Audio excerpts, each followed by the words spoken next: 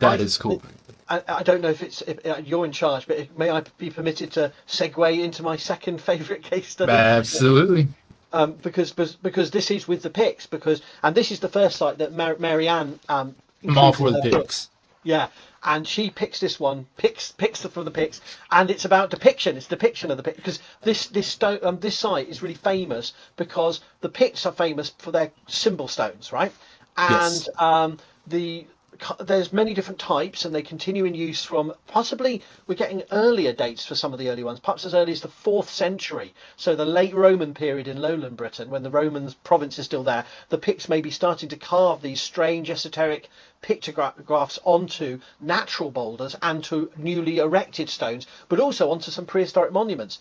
And so the Now, site I wanted to go to, the yeah, go on. Vikings did that as well, right? Now, would They that have been did. something that they got from each other, or were they doing that before? Do we know? Is there evidence of They're because we very know they different. intermingled, Well, they all had I mean, the ancestors of the Vikings are in southern Scandinavia. They're trading and right? sending soldiers to the Roman world, and I think both traditions are being influenced by the Roman tradition of gravestones.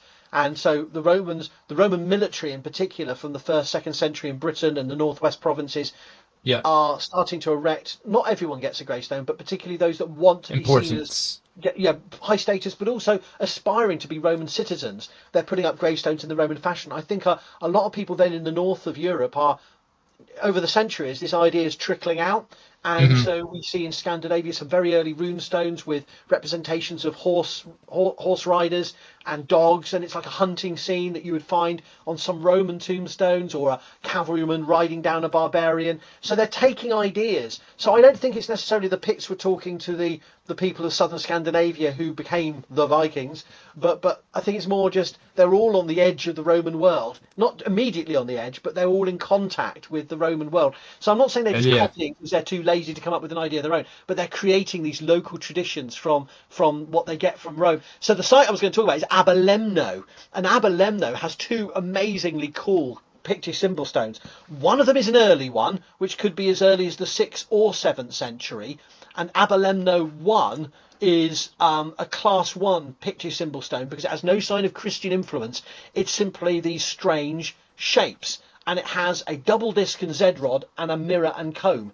And there's been a massive debate about what these symbols might mean. I would just say that one idea is that we may be looking at a pictographic way of naming. Many Celtic and because the Picts are thought to be speaking a version of Brythonic, which survives in Welsh, Cornish and Breton. They weren't speaking the same language as the Welsh in this period, but they were a sister language or a cousin language different from Gaelic. And we think that right. the Picts may have been, like many Indo-European peoples, they had a two-part naming system, a two-syllable names, and the Pictish symbol stones don't always appear in combinations of two, and we think it may be names. We don't know what the names are, but like my name's Howard, it's a two-syllable name, and whether you're called Wulfstan, Finbar, Cormac, all of the names we have from the early Middle Ages, almost all are a two-syllable. Not everyone, but it's a commonality. So one idea that's been put forward is that these symbols are not only striking ways of carving on rock, and they would have been painted, but they would also have been perhaps land claims for families or memorials to individuals. We don't know, but I think Right. that's the best guess. And this early one, Aberlemno 1, looks like it's from a period before Christianity is being formally adopted, or at least is loosely adopted. And Loosely, because yeah. these stones aren't expressions of faith, they're more perhaps expressions of land claims or commemorating individuals. And the comb and the mirror might be a way of denoting, it's been claimed, I'm not convinced by this, a woman. So you may be looking at, although you see men are combing their hairs and beards too, and men are looking in mirrors too. So I'm not Right, going to. right. I think it's a bit of an old-fashioned assumption, but it's an idea that maybe you have the name and then you have the comb and mirror sometimes appears to denote a woman of A standing ginger. or a group that's led Yeah. by a woman or something. We don't know. Now, So Aberlemno 1 is really cool, but the reason why it hits my top 12 is Aberlemno 2 is later, and it is a Okay. cross inscribed stone, and it's amazing. So this dates to a period where the church is established, and Yes. Aberlemno too. You've got an elaborate cross surrounded by, really carved beasts that you of the kind you'd find on manuscripts, early Christian manuscripts of the late seventh, Yeah, eighth it's centuries. it says that King David fighting the lion is on here. So you But have, yeah, go do on. we know that's for sure that? How do No, we know that? not on Is that this just a one. guess? I don't think we know that for this one. Okay. But you've got David fighting. That you got no, you got King David, you got Daniel, you got various other biblical figures are not very popular in Scotland, and on this stone you've got Christian iconography and beasts on one side, but on the other side, why it's so amazingly cool is you have a battle scene, and it's been argued that the battle is not just any battle, but it's a famous battle that happened in AD 685 between the Anglo-Saxons, the Northumbrians, the most northern of the Germanic-speaking Anglo-Saxon kingdoms, and the king of the Picts. And it's showing one group has horses and one group doesn't. Am I looking at the right thing? Yeah. So the Okay. idea is this is all a bit of a guess, and this may be carved a century after the battle. But one idea is that this could be a representation of the Battle of Nechtansmere, where the King Egfrith of Northumbria and his Anglo-Saxons have their asses whipped by Bridie MacBilly, the king of the Picts, and that the body being pecked at by a crow, is perhaps denotes an Anglian warrior with his helmet on his horseback. On the right hand side are the Right. warriors who are beaten, whereas the Picts are the ones on some on horseback, but also those moving to the right with their bows and and their I see. spears. Yeah, yeah. Yeah, they're the victorious Picts. And it shows the retreat of Yeah, the other side.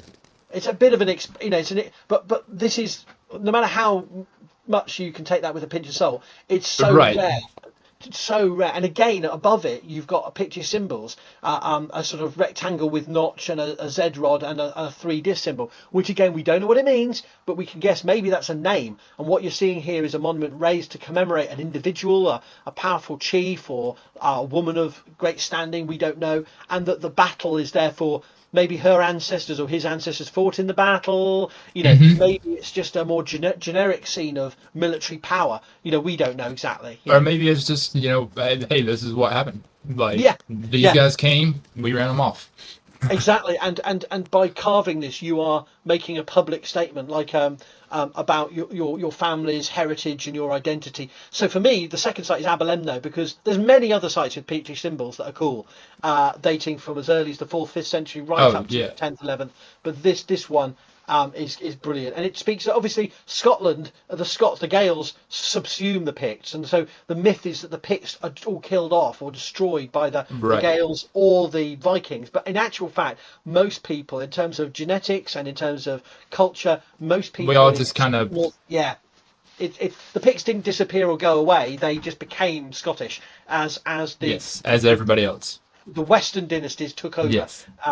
which does confuse some Scots, because some very hyper-nationalistic Scots struggle with the idea that Scotland in this period has Anglo-Saxons, Welsh people, in other words, Brythonic-speaking Cumbric peoples. It Yeah. has Picts, and only a small part of Scotland has actual Scotty, people from Ireland originally who were speaking Gaelic. And of course, by the 9th, 10th century, you have Scandinavians too. So the area of northern Britain that we now call Scotland was a mix of different peoples in this time, and you can't just focus on only one of them.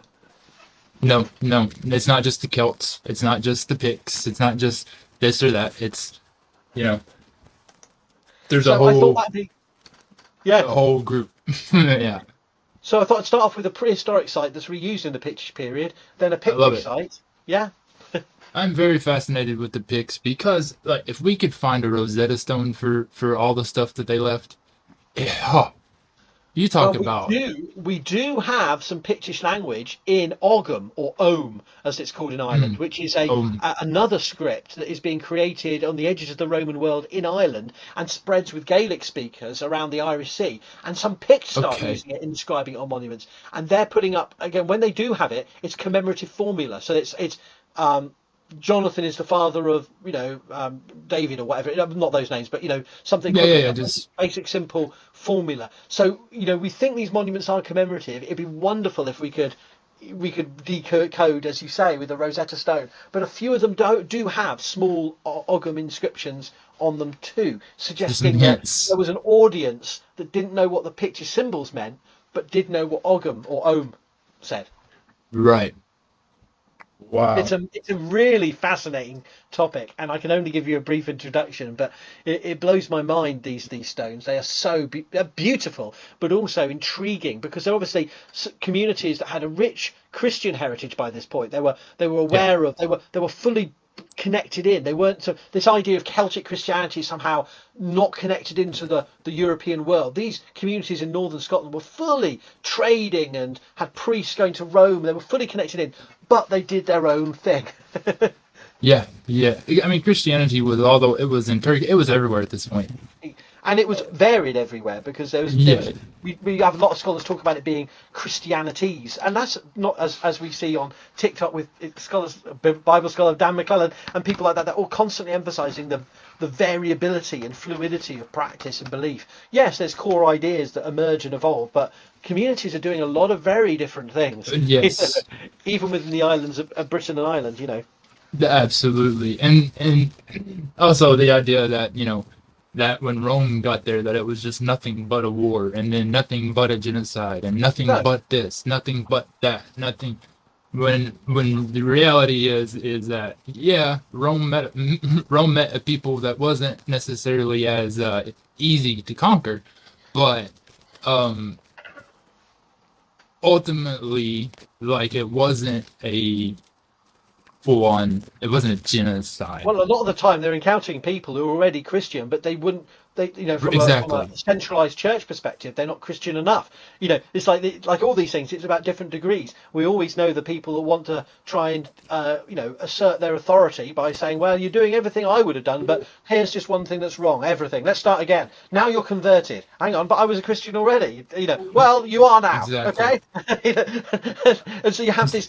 I do wonder whether, of course, we know that Christianity is influencing the late Roman world, so that we're looking at hundreds of years of exposure, if not actual practice of Christianity. I'm not saying there aren't people who would be called pagan. There's probably lots of people conducting. Oh yeah, there's